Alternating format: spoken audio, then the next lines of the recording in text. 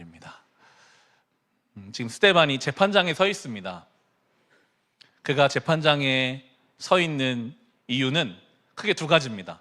저 스데반이 성전을 모독했다, 저 스데반이 율법을 모독했다 였습니다. 우리 6장 13절을 보시면요, 근데 이것이 사실이 아니라 거짓 증인을 세워가지고 그랬습니다. 거짓 증인을 세워서 이 사람, 스데반을 말하죠, 쉴 새 없이 이 거룩한 곳 성전과 율법을 거슬렀다, 이런 이야기를 하는 거예요. 스데반이야말로 성전의 의미를 아는 사람이고, 지금 스데반이야말로 율법의 의미를 아는 사람이고, 그를 공격하는 이 사람들이 사실은 성전의 의미도 모르고 율법의 의미도 모르는 사람들인데, 그런데 거짓을 가지고, 그들의 규모를 가지고, 그들의 세상적 힘을 가지고 지금 공격하고 짓누르고 있습니다. 보통 이렇게 누명을 쓰면, 그리고 그 누명을 나에게 씌우는 상대가 너무 크고 조직적이고 내가 거기에 대항할 힘이 없으면 우리는 억울해하거나 혹은 굴복하거나 두려워할 수 있습니다. 그런데 스데반은 그 말도 안 되는 거짓 앞에서 너무나도 차분하게 하나님 말씀을 가지고 이제 하나하나 풀어갑니다. 결과적으로 성전의 의미를, 율법의 의미를 그는 이야기하게 될 것입니다. 때로 우리는 스데반의 자리에 세워질 때가 있습니다. 세상은요, 옳고 그름을 별로 중요하게 여기지 않아요. 세상은 내 이익을 중요하게 여깁니다. 내 이익을 위해서라면 세력을 만들어서 상대방을 짓눌러서 내 것을 취하려고 하는 세상의 방식, 지금 스데반이 당하고 있는 일과 예수님이 당하신 일과 또 우리가 많이 보고 경험하고 있는 일들입니다. 그 앞에서 우리는 어떻게 대응해야 할까요? 내가 짓누르지 않으려면 난 더 큰 세력을 만들어야지. 옳고 그름이 중요하지 않아, 내 이익이 중요해. 세상의 논리를 따라가야 될까요? 거룩함이란 그 세상의 논리 앞에서 하나님의 말씀 위에 굳게 서서 차분하게, 분명하게, 심지어 나중에 스데반이 돌에 맞아 죽거든요. 예수님은 십자가에 죽으셨죠. 내가 불이익을 당한다 할지라도 그 앞에서 진리를 따르기를 결단하는 것이, 그것이 교회와 성도가 가져야 할 거룩한 모습임을 우리에게 보여주고 있습니다.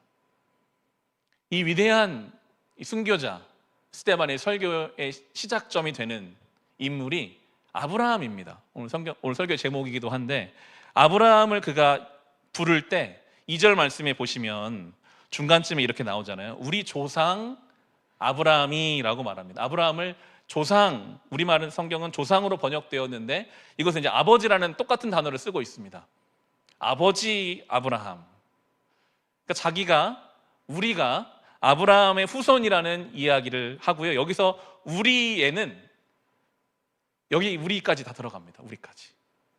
모든 믿는 사람이 아브라함의 영적인 후손이죠.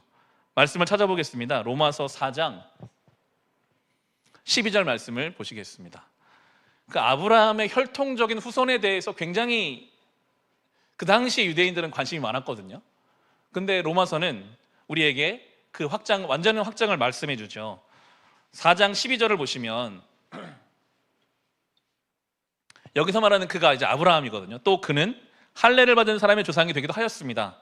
다시 말하면 할례만을 받은 것이 아니라 또한 우리 조상 아브라함이 할례를 받지 않은 상태에서 걸어간 믿음의 발자취를 따라가는 사람들의 조상이 되었습니다. 아멘. 아브라함은 그래서 결국 우리 모든 믿는 사람들의 믿음의 조상이 되는 건데요. 이게 무슨 의미가 있을까요? 믿음의 조상 아브라함, 그게 우리가 어떤 상관이 있을까요? 이 당시는 부모의 어떤 것들이 자녀에게 물려지는 의미가 있었습니다. 재산과 유산이, 삶의 방식이 물려지는 것인데, 우리가 아브라함으로부터 받을 유산이 무엇일까요? 정말 크거든요. 여러분, 세상의 그 어떤 유산, 어떤 물질적인 유산, 어떤 세속적인 유산과 비교할 수 없는 유산을 우리는 아브라함으로부터 얻었습니다. 아브라함이 지금부터 한 4,000년 정도 전 사람으로 보는데, 그때나 지금이나 하나님은 동일하시거든요. 그렇기 때문에 우리는 이 아브라함이 어떻게 하나님을 믿게 되었고, 그가 어떤 과정을 거치며 결국 그의 죽음까지 성경은 기록하고 있기 때문에 그의 그 믿음의 여정을 보면서 우리는 하나님은 이렇게 일하시는구나. 하나님은 이렇게 믿어야 되는 것이구나. 하나님은 이것을 기뻐하시고 이것을 기뻐하지 않으시는구나를 알 수 있는 정말 중요한 유산을 아브라함으로부터 우리는 얻는 것입니다. 그의 삶을 보면서. 그 하나님이 나의 하나님이시니까요. 아브라함이 부름받은 것, 아브라함이 어떻게 그 시간들을 보냈는지를 알 수가 있는 유산을 그로부터 우리는 받을 수가 있거든요. 2절 하반부에 보시면 아브라함이라는 사람이 어떤 사람이었는가를 설명할 때 아직 메소포타미아에 있을 때에, 그러니까 아브라함은 그 전에는 우상 섬기는 사람이었어요. 여호수아서에 나오거든요. 아브라함과 그의 아버지는 다 저 강 건너에서 우상 섬기는 사람이었다. 그가 아직 메소포타미아에 있을 때 하나님을 전혀 모를 그때에 그에게 영광의 하나님께서 말씀을 하신 거예요. 그에게 뭐라고 말씀하셨는가? 너는 고향과 친척을 떠나서 어디든지 내가 지시하는 땅으로 가라 하셨어요. 믿음으로 살아가는 성도의 삶이라는 것은 이 말씀, 떠나라, 본토와 친척 아비 집을 떠나라, 그리고 내가 너에게 지시할 땅으로 가라, 이 당시에 거주지를 떠난다는 건 목숨을 거는 일입니다. 지금도 거주지를 떠나는 것은 많은 것의 변화를 말하잖아요.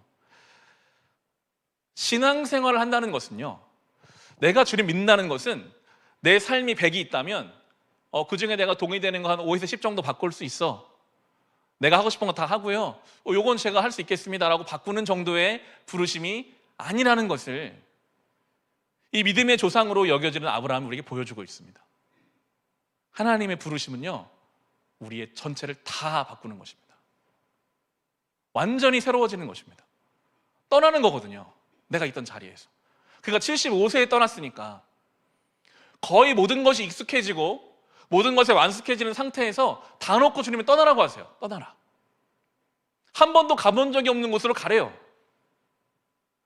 목적지가 새롭게 설정되는 것은 원래 여기로 가려고 하다가 여기로 가려고 설정되면요, 그 순간부터 완전히 다 바뀌는 거거든요.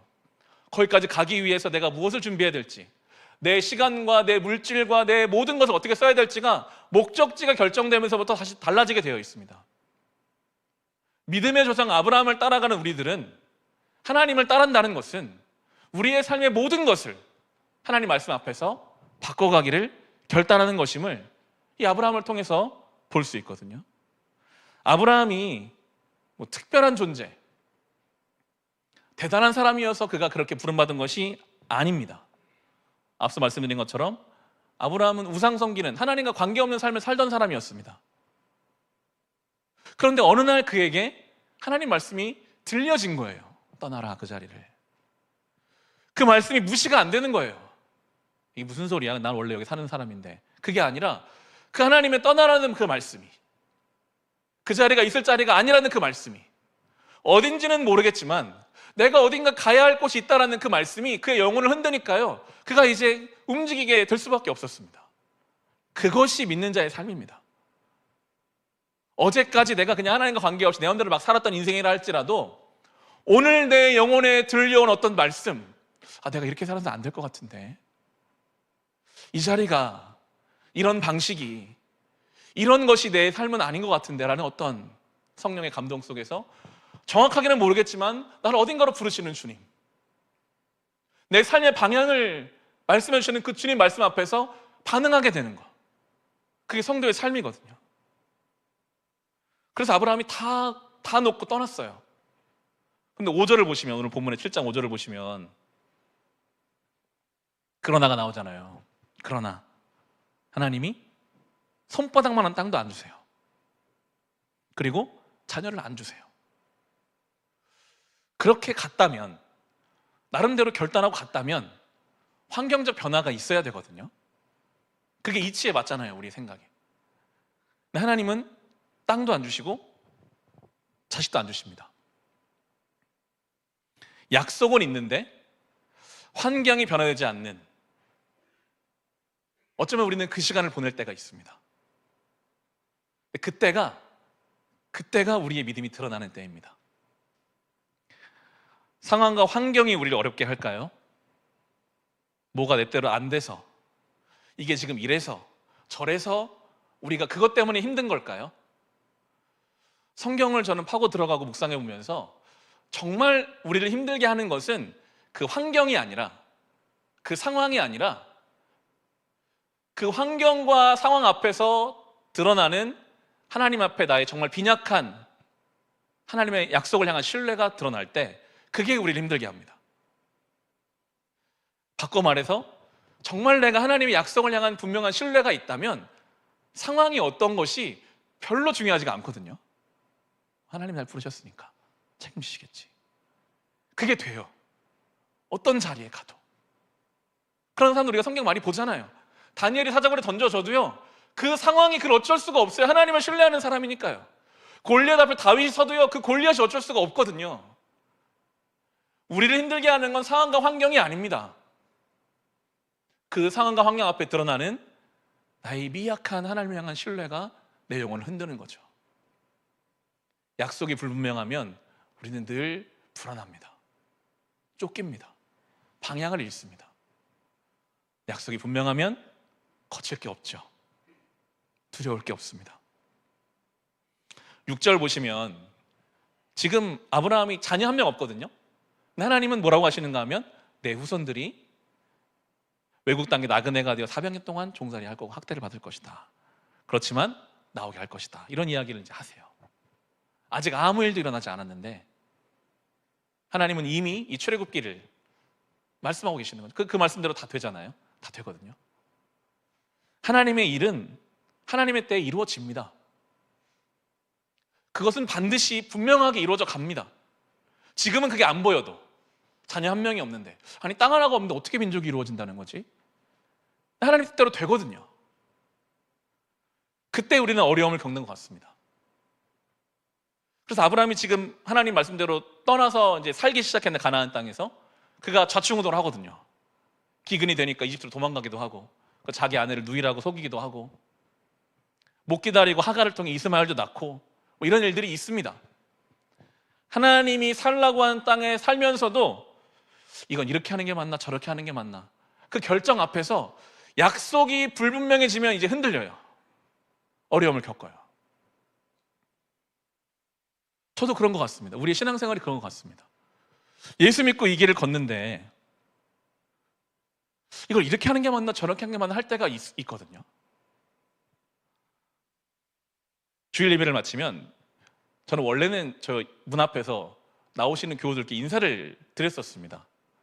제가 자라온 교회는 늘 그랬고, 그거에 대해서 저도 뭐 아무런 생각 없이 지난 우리 교회가 시작되고 지금까지 인사를 드리는 걸 했었는데, 아시는지 모르겠지만 한 몇 주 전부터 그 자리에 제가 못 서겠더라고요.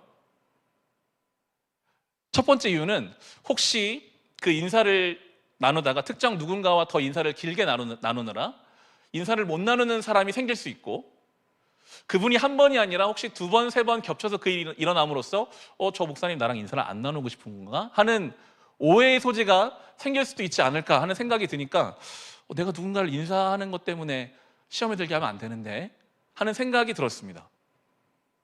그리고 한번 그 자리에 못 쓰기 시작하니까 또 그런 얘기가 건너 들려오는 거예요.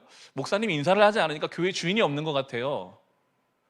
그 말이 나는 교회 주인은 아닌데, 마치 이 예배의 주최자가 호스트인 것처럼, 이 사업장의 업주인 것처럼 인사를 하고 다음 주에 또 와주세요, 이런 의도로 나는 인사하는 것은 아닌데, 그럼 나는 어떤 의미를 가지고 저 자리에 서서 인사를 해야 되는 것일까? 거기에 대한 어떤 성경적인 신앙적인 답변이 잘 안 되더라고요. 그리고 예배는 다 똑같은 예배인데 새벽 예배, 수요 예배 때는 인사를 따로 안 하거든요. 그럼 나는 예배는 다 똑같다고 말하면서 나는 왜 주일에는 인사를 하고 새벽과 수요일에는 교우들에게 인사를 하지 않고 있었을까? 뭔가 이런 것들이 답변이 잘 안 되니까 그 자리에 서지 못하고 있었습니다. 난생 휴가를 다녀왔고 또 기침도 막 했었기 때문에 답변도 되지 않고 기침도 하니까 하지 않고 있는 시간들이 지나왔었는데요. 그러면서 이제 나름대로 답을 좀 찾아가게 된 것 같아요. 먼저는 누군가를 시적하지 않게 하기 위한 노력을 할 것입니다. 그런데 혹시나 제가 인사를 못 나누게 되더라도 거기에 대해서 너무 개의치 마시고 그냥 그런가 보다 해주시면 좋을 것 같고요. 또 한 가지, 주인 노릇하는 것이 인사를 하고 안 하고의 문제와 내가 교회에 주인 노릇하는 거 안 하는 것은 별로 상관은 없는 것 같더라고요. 내 마음이 중요한 것이지, 그곳에서 인사를 할 때 어떤 마음을 하는가가 중요한 것이지. 예배도 마찬가지입니다. 새벽 예배, 수요 예배는 예배 마지막에 기도하는 시간이, 개인 기도 시간이 있거든요. 그러니까 제가 거기 가서 인사를 하는 것이 큰 의미가 없는 예배여서 그렇구나, 이번 주부터 인사하려고 하거든요. 반갑게 인사 받아주시면 좋겠는데, 저에게는 그런 생각이 들었습니다. 그럼 나는 어떤 마음으로 저 자리에 서 있을 것인가? 저는 저도 교회 멤버 중에 한 명일 뿐이죠. 그렇지만 이 자리에서 설교를 하고 축도를 하는 어떤 권한을 위임받았기 때문에 내가 저 자리에 서서 또 한 주를 살아갈 우리 교우들을 정말 격려하는 마음으로 파송해야겠다 하는 생각이 들었습니다. 인사를 나누면서 또 한 주간 이분이 수고하시겠구나. 육아의 자리에서, 직장의 자리에서, 하루하루 나이를 먹어가는 그 자리에서 수고스럽게 살아갈 우리 교우들을 내가 축복하며 파송하는 역할을 감당하는 마음으로 저 자리에 서야겠다는 생각을 해보게 되었습니다. 소심하고 쪼잔한 생각일까요? 저는 소심한 사람이 맞습니다. 그렇지만 그럼 대범하다는 것은 무엇일까로 질문을 해본다면 뭘 그렇게 고민합니까? 그냥 하면 되죠. 밀고 가면 되죠. 그냥 하면 되고 밀고 가는 그 일이 주님이 기뻐하시는 일이라면 그건 좋은 일입니다. 그런데 그냥 내가 아무런 고민도 생각도 없이 막 밀고 가는 그 일이, 나에게 맞다고 여겨지는 그 일이 혹시나 하나님이 기뻐하지 않으시는 일이라면, 스데반에게 돌을 던지는 사람들이요, 신앙 양심을 가지고 돌을 던진 거거든요. 저 스데반은 성전을 더럽혔다, 율법을 더럽혔다. 예수님을 십자가 못 박은 사람들이요, 신앙적 동기로 예수님 십자가 못 박은 거예요. 하나님의 아들이라고 하나님 싱성 모독했다. 나의 어떤 생각과 나의 결정임에도 그것에 대해서 혹시 이게 하나님 어떻게 보실까에 대한 지속적인 질문이 없다면 무서운 길을 걸어갈 수 있기에 저는 정말 소심하게 살고 싶습니다. 그렇다면 내가 오늘 하는 이 말이 하나님이 기뻐하시는 말일까? 그 질문, 그 과정, 내가 주님 원하시는 길을 가고는 싶은데 이걸 어떻게 해야 될까에 대한 질문과 그 과정을 하나님은 기뻐하세요. 하나님, 저 이거 할 거예요. 저 도와주세요. 저 도와주시면 제가 이것도 하고 저것도 할게요. 하나님께서 막 조건을 걸고, 하나님 저 금식하고 기도할 거니까 저 이거 도와주세요, 이거 들어주세요. 물론 그런 식의 신앙생활 할 수 있습니다. 그렇지만 그보다는 하나님이 내 삶을 향해 원하시는 것은 무엇입니까? 제가 그걸 알고 싶습니다. 그리고 이미 너무 명확하게 아는 것들이 있거든요. 용서하라, 사랑하라, 감사하라, 자족하라. 하나님, 근데 그게 잘 안 돼요. 하나님, 사랑이 안 돼요. 감사가 안 돼요. 어떻게 하면 저를 도와주세요. 가슴을 치며 하나님의 도우심을 구하는 그것이 신앙의 여정을 가는 성도의 삶이겠죠. 모든 영역이 그렇습니다. 직장 생활을 하고, 배우자를 대하고, 자녀를 대하고, 세상을 대하고, 나이를 먹어가는 우리 과정 속에서 일전에 그런 표현을 들은 적이 있는데요, 우리는 모든 영역에 있어서 자기 나름대로 성향이 있기 때문에 어떤 일을 그렇게 합니다. 말을 하는 것도, 사고방식도, 생각도. 근데 그것을 계속 내 생활 동안 10년, 20년, 30년을 그렇게 살다 보면 그게 딱딱한 길이 됩니다. 그게 편해요. 나는 그 사람한테 이렇게 말하는 게 편하고, 세상은 이렇게 보는 게 편하고, 이건 이렇게 대하는 게 편하고, 그게 맞고, 그게 나에게 익숙합니다. 근데 정말 중요한 것은 그 길 위에 주님이 계시는가입니다. 나에게 편하지만, 나에게 익숙하지만, 내가 그게 옳다고 평생을 살았지만 지금 와서 보니 거기에 주님이 계시지 않다면 당장 떠나야죠. 익숙하지 않은 길을 향해 가야 합니다. 주님 어디 계십니까? 저는 평생 제 배우자를 이렇게 대해왔고, 저는 평생 제 자녀를 이렇게 대해왔고, 저는 평생 직장을 이렇게 해왔지만 지금 와서 보니 이게 아닌 것 같다면 주님 앞에 가슴을 치며 또 물어야 할 것입니다. 주님, 그럼 저 어떻게 하면 좋을까요? 그걸 주님이 기뻐하십니다. 그게 신앙의 과정이고, 우리 조상 아브라함이 그렇게 살았습니다. 그게 우리가 가야 할 신앙의 여정이 될 것입니다. 그리고 다시 오늘 본문 돌아오시면 그 아브라함이 받은 언약을 할례라는 것으로 하나님 몸에 새기기 원하셨어요. 그래서 8절을 보시면 그 아브라함이 이삭에게 8일째 되는 날 할례를 행했고, 또 이삭은 자기 아들 야곱에게 행했고, 야곱이 12족장에게, 12명의 아들들이 나중에 12지파의 족장이 되니까요, 할례를 행했습니다. 그들에게는 하나님이라는 분의 약속이 지울 수 없는 흔적으로 몸에 있어요. 그런데 9절을 보면 그런데입니다. 그런데 그렇게 약속을 받아온 족장들이 요셉을, 11번째 동생 요셉을 시기해서 이집트에 팔아버립니다. 그들의 몸에 새겨진 약속을 근거해서 동생을 대하는 게 아니라 그들의 마음에 있는 시기심을 근거해 동생을 대해버렸습니다. 창세기를 묵상하면 나중에 이 형제들은 죽을 때까지 이 일에 붙들려 삽니다. 후회하고 동생을 두려워하고 자유하지 못하게 살죠. 저는 이 본문이 그렇게 읽히더라고요. 우리가 지금 할례를 받는 시대는 아니지만 마치 할례와 비슷하게 주의를 지키는 우리, 매일 새벽 기도를 드릴 수도 있고 매일 성경을 읽을 수도 있고 매일 기도를 하고, 그런 눈에 보이는 어떤 종교적 형식이 마치 우리 할례처럼 우리의 삶에 있을 수가 있어요.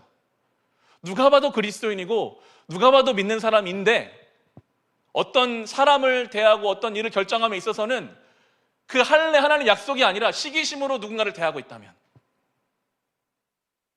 어떤 결정을 내릴 때 그렇게 기도해놓고 예배를 들어놓고 말씀을 읽어놓고는 하나님의 살아계심을 가지고 그를 바라보는 게 아니라 내 안에 있는 시기심을 가지고 누군가를 바라본다면 그 결정은요 내내 우리를 후회스럽게 할 것입니다. 그럴 수 있다는 거거든요. 12족장이, 그 영광스러운 12명의 이름이, 그들이 할례를 받아놓고도 시기심을 가지고 자기 동생을 팔아버렸다, 그런 일이 우리 안에 있었다는 이 경고는 지금 우리가 그럴 수 있다는 경고거든요. 그런데 이 9절 하반부에 있는 그러나가 또 나옵니다. 그러나 하나님께서 그와 요셉과 함께 하셔서 모든 환난에서 그를 건져내시고 그에게 은총과 지혜를 주셔서라고 나옵니다. 그렇게 요셉이 형제들에 의해서 팔려져 갔는데 거기 하나님이 계시는 거예요. 하나님이 안 계실 줄 알았는데, 이런 상황이라면 하나님 날 버리셨어, 하나님 여기 함께 하지 않아, 그렇게 될 것만 같은데 거기 하나님이 계시는 거예요. 하나님이 지혜를 주시는 거예요. 하나님이 그를 지켜주시는 거예요. 그 삶의 자리가 하나님 안에서 해석되어지는 거예요. 여기도 하나님이 계시네, 하나님 나에게 지혜를 주시네. 그 보디발의 아내 유혹 앞에서 하나님이 여기에 계시는데 내가 어떻게 범죄하겠습니까? 이야기하죠. 자기의 생사 여탈권을 쥐고 있는 바로왕 앞에서 그는 전혀 두려워하지 않습니다. 하나님이 거기 계시니까요. 그가 앞으로 경험할 그 7년의 풍년, 7년의 흉년이 하나님이 그 안에 어떻게 일을 행하실지가 그 해석이 되어지기 시작하는 사람이 됩니다. 그게 요셉의 모습이었습니다. 어떤 억울한 일을 당해도 그 자리에 하나님이 계신다, 그 하나님의 그 섭리와 뜻 가운데 내 삶의 자리가 해석되어져 간다, 그게 믿는 사람의 삶입니다. 그래서 이제 형제들을 만나잖아요. 우리 한번 보겠습니다. 창세기 45장 4절부터 8절 한번 보겠습니다. 창세기 45장 4절로 8절이 요셉이 자기 정체를 드러내는 장면입니다. 형제들이 엄청 긴장을 하죠. 복수하겠구나. 근데 그렇지 않습니다. 우리 45장 4절로 8절 같이 읽어보겠습니다. 이리 가까이 오십시오 하고 요셉이 형제들에게 말하니 그제야 그들이 요셉 앞으로 다가왔다. 내가 형님들이 이집트로 팔아넘긴 그 아우입니다. 그러나 이제는 걱정하지 마십시오. 자책하지도 마십시오. 형님들이 나를 이곳에 팔아 넘기긴 하였습니다만 그것은 하나님이 형님들보다 앞서서 나를 여기에 보내셔서 우리의 목숨을 살려주시려고 그렇게 하신 것입니다. 이 땅에 흉년이 든지 이태가 됩니다. 앞으로도 5해 동안은 밭을 갈지도 못하고 거두지도 못합니다. 하나님이 나를 형님들보다 앞서서 보내신 것은 하나님이 크나큰 구원을 베푸셔서 형님들 목숨을 지켜주시려는 것이고 또 형님들의 자손을 이 세상에 살아남게 하시려는 것입니다. 그러므로 실제로 나를 이리로 보낸 것은 형님들이 아니라 하나님이십니다. 하나님이 나를 이리로 보내셔서 바로의 아버지가 되게 하시고 바로의 온 집안의 최고의 어른이 되게 하시고 이집트 온 땅의 통치자로 세우신 것입니다. 아멘. 이 부분을 가지고 그럼 원래 형들이 팔도록 하나님이 정하신 것이냐? 그건 아니거든요. 자유가 있고 그 자유를 이용하신 하나님의 섭리가 있습니다. 이제 그것을 떠나서 지금 만약에 요셉이 형제들과 그냥 둘만, 요셉과 형제들만 있다면 5절에 나오는 것처럼 형제들은 걱정을 해야 되고 자책을 해야 됩니다. 복수하면 어떡하나? 그때 왜 그랬나? 근데 요셉과 형제들과 함께 하나님이 계시다는 것을 요셉은 분명하게 인식하고 있기 때문에 걱정하지 말라 합니다. 자책하지 말라 합니다. 해석이 됩니다. 내가 왜 이 일을 겪었을까? 하나님은 그때 뭘 하셨을까? 하나님이 나를 보내셨구나. 지금 2년의 흉년 중입니다. 앞으로 5년의 흉년이 더 있을 거라고 말씀하셨습니다. 그 현실의 상황이 요셉이 총리였기 때문에 엄청나게 일찍 바빴을 거예요. 곡식을 끌어오는 사람들, 관리해야 되는 창고들, 그의 그 분주한 일상 속에서 그 매우 현실적인 현실 속에서도 하나님의 살아계심을 인식하면서 하나님의 일을 해석하고 있거든요. 이 시간이 어떻게 사용될 것인가? 생각만 해도 피가 거꾸로 솟아오를 수 있는 형제들의 그 자기를 향한 배신과 그들을 향한 복수심이 있었을 텐데도 그것이 하나님 앞에서 어느 순간 다 해석되어져 있는 이 요셉의 모습을 보면 때로 우리가 그렇거든요. 우리의 삶을 때로 끌고 가는 내 인생의 어떤 경험들이 있습니다. 상처가 될 수도 있고 어떤 경험, 어떤 시간, 어떤 사람, 마치 요셉처럼요. 요셉의 삶은 완전히 달라진 거잖아요. 형제를 팔아버려가지고요. 우리의 삶이 그래서 그때 그 일 때문에 내가 지금 이렇게 살고 있나? 그때 그것 때문에 내가 지금 이렇게 되어 있나 하는 것들이 있을 수 있어요. 근데 우리의 믿음은 무엇이냐? 하나님은 그것까지 쓰셔서 지금 나를 만들어가고 계신다. 아무 의미 없이, 아무런 내용 없이 그렇게 하실 분이 아니시다. 그렇게 나의 삶이 하나님 안에서 해석되어져 가는 사람들, 그것이 바로 아브라함의 후손이고 요셉의 후손인 믿는 성도의 삶인 것을 생각해 볼 수 있습니다. 우리는 그렇게 살아야 합니다. 하나님 말씀을 따라 난 어디로 갈 것인가? 하나님 말씀 앞에서 내 삶의 것들이 해석되어져 가고 있는가? 나의 질문들의 답변을 얻어가고 있는가? 그게 성도의 삶이니까요. 2025년 6개월이 지금 거의 지났습니다. 지난 6개월 동안 후회되는 일들도 있을 수 있습니다. 후회한다고 달라지는 것은 없잖아요. 과거는 바꿀 수 없으니까요. 우리가 할 일은 후회되는 것이 있다면 그 후회를 거울 삼아 앞으로 내가 어떻게 살 것인가? 하나님은 나를 지금 어디로 가라고 하실까? 내가 떠나야 할 자리는 무엇일까? 하나님 말씀 앞에서 나의 수많은 질문들이 답변을 찾아가고 해석이 되어져 가고 있는가? 그런 의미로 내일부터 일주일 동안 새벽 부흥회를 준비했습니다. 보통 성회라고 합니다. 거룩한 모임. 월요일부터 토요일까지 매일 다른 목사님들이 오셔서 말씀을 전해 주실 것입니다. 그 시간에 하나님께서 그 말씀으로 나를 어디로 인도하실까 하는 그 시간으로 되면 좋겠는데, 특히 무엇보다 사모하는 마음이 참 중요한 것 같아요. 저희 아내와 저희 아들, 딸이 좀 전에 인천공항 도착했대요. 이제 올 거거든요. 지난 목요일에 저희 딸이 저희 카톡을 보냈습니다. 아빠, 소망이에요. 보고 싶어요. 아빠, 너무 보고 싶어요. 유유. 그래서 이제 영상통화를 했죠. 저희 딸은 그런 얘기를 해요. 아빠가 보고 싶어. 영상통화 끝나면 더 보고 싶어. 그런 말을 합니다. 그런 이야기가 저에게는 제일 기쁜 소리로 들립니다. 마음이 아프고 보고 싶지만 우리 딸이 뭐 한글을 깨우쳤다, 영어를 잘한다, 그것과는 비교할 수 없이 아빠 보고 싶어. 그 말이요. 저에게는 정말 가장 기쁘고 즐거운 소리로 들리더라고요. 그러면서 하나님을 향해 똑같은 생각을 하게 됩니다. 하나님은 나에게 어떤 기도를 원하실까? 하나님, 저 이것 필요하고 저것도 필요합니다. 물론 그런 기도를 해야죠. 그렇지만 정말 하나님, 제가 하나님을 보고 싶습니다. 제 삶에 그 하나님의 살아계심을 내가 더 알고 싶습니다. 그런 사모함이 우리에게 있었을까? 그런 간절함이 있었을까? 하나님이 가장 기뻐하시는 예배는 어쩌면 그거, 하나님, 전 하나님으로 만족합니다. 내가 이번 그 말씀의 시간을 통해 하나님을 더 알고 싶습니다. 그런 마음으로 주님 앞에 나아가야 되지 않을까요?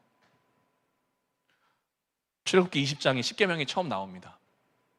굉장히 중요한 장면이에요. 십계명은 거기서 하나님 계약을 맺으시거든요. 너희가 내 백성이 된다, 이 말씀을 따라 지키면. 그런데 그 십계명을 주시기 전에, 내용을 밝히시기 전에 하나님은 더 먼저 말씀하시는 것이 말씀을 대하는 태도였어요. 이틀을 주겠다, 하나님 말씀 19장에 보면 이틀 동안 너희는 말씀을 받을 준비를 해라 하세요. 옷을 빨고, 옷을 빨으래요. 하나님이 말씀을 듣는 건데 옷을 빨래요. 이틀 동안 거룩하게 준비해라. 그리고 나서 말씀을 주시겠다고 하시거든요. 하나님 말씀은요, 이렇게 붙여놓고 하지만 예배는 다 거룩한 예배입니다. 다 성회죠. 근데 왜 이렇게 할까요? 태도와 마음을 가질 수 있거든요. 뭔가 그래도 이렇게 뭔가 한다고 하면 그래도 뭔가 마음에 심령의 옷을 빨고 지저분해져 있는 수많은 콘텐츠와 생각과 고민과 하나님 말씀이 들어올 자리도 없는 분주한 나의 마음을 그래도 하나님 말씀 앞에 좀 정돈하고 정리하고 시간을 내서 하나님 앞에 나아갈 어떤 태도가 중요하거든요. 말씀은 늘 똑같아요. 늘 하나님 말씀에 생명력이 있죠. 근데 그 말씀을 어떻게 대하는가에 대한 태도가 중요한 거거든요. 그런 마음으로 주님 앞에 나아갈 때, 수능 시험 영어 듣기 평가할 때요, 온 신경을 귀에 집중하잖아요.